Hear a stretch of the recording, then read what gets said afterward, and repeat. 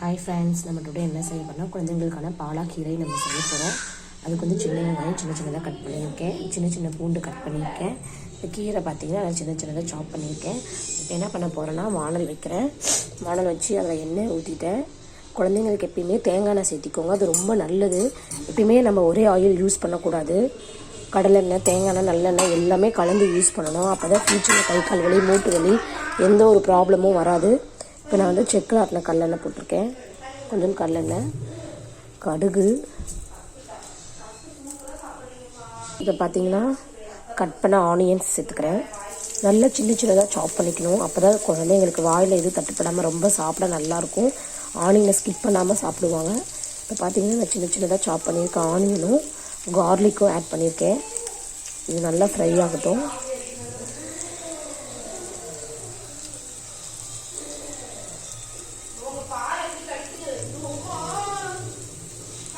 நான் எது செஞ்சாலும் கொஞ்சம் லைட்டாக மல்லித்தூள் ஆட் பண்ணிப்பேன் ஒரு ஃப்ளேவருக்காக. ஏன்னா பாப்பாவுக்கு நான் மிளகாய் பொடி அதிகம் சேர்க்க மாட்டேன். ஸோ அதனால் மல்லிப்பொடியை கொஞ்சம் சேர்த்துலான்னு போட்டுக்கிறேன். பாப்பாவுக்கு இந்த ரெசிபி ரொம்ப பிடிக்கும் ஃப்ரெண்ட்ஸ். என்கிட்ட வந்து நாளைக்கு ஸ்கூலுக்கு இதே செஞ்சு தருவீங்களா அப்படின்னு என்னை கேட்பா. நல்லா வெங்காயம் வணங்கட்டும்.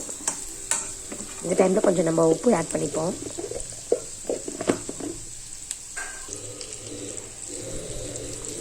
கொஞ்சம் சால்ட் ஆட் பண்ணிப்போம்.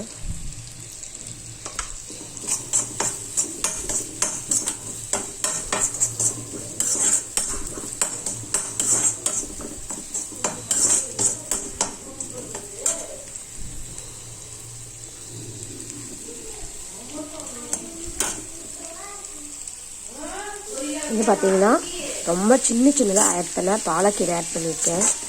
இது ரொம்ப டேஸ்ட்டாக இருக்கும் ஃப்ரெண்ட்ஸ். ரொம்ப டேஸ்ட்டாக இருக்கும், நல்லாயிருக்கும். கொஞ்சம் இந்த பாலக்கீரை நல்லா வேகட்டும். இது வந்து பார்த்திங்கன்னா நான் காரத்துக்காக வெறும் பெப்பர் மட்டும்தான் ஆட் பண்ணுவேன், மிளகாப்பொடி ஆட் பண்ண மாட்டேன்.